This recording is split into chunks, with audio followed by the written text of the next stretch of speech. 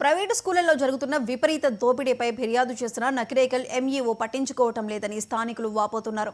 నల్గొండ జిల్లా నకిరేకల్లోని ప్రైవేటు పాఠశాలలు విద్యార్థుల నుండి పెద్ద మొత్తంలో ఫీజులను వసూలు చేసి పాఠశాలలోని పుస్తకాలు, డ్రెస్సులను విపరీతమైన ధరలకు విక్రయించడాన్ని తల్లిదండ్రులు విమర్శిస్తున్నారు.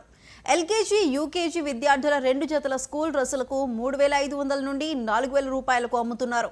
అలాగే పుస్తకాలను 10,000 నుండి 14,500 వరకు అంటగడుతున్నారు.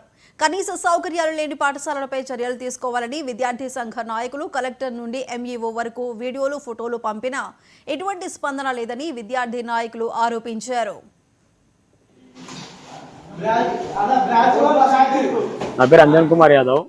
నేను ఎన్ఎస్ఏ నల్గొండ జిల్లా నాయకుల్ని.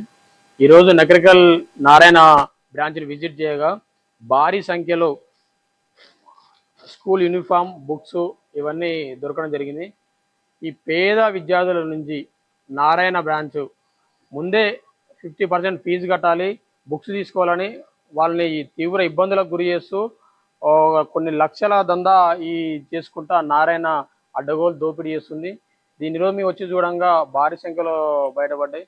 ఇక్కడ మండల విద్యాధికారికి మేము కాల్ చేయగా వారు కూడా స్పందించి వచ్చిర్రు సీజ్ చేయడానికి. ఈ విధంగా ఈ నారాయణ విద్యా సంస్థలని తెలంగాణలో ఎక్కడ కూడా ఇలాంటి చేయకుండా నిషేధించాలి. వెంటనే ప్రభుత్వం చొరవ తీసుకొని విద్యాశాఖ గారు స్పందించి ఎక్కడికెక్కడ సీజ్ చేసి బ్యాన్ చేయాలి, వాటి పర్మిషన్ రద్దు చేయాలని మా ఎన్ఎస్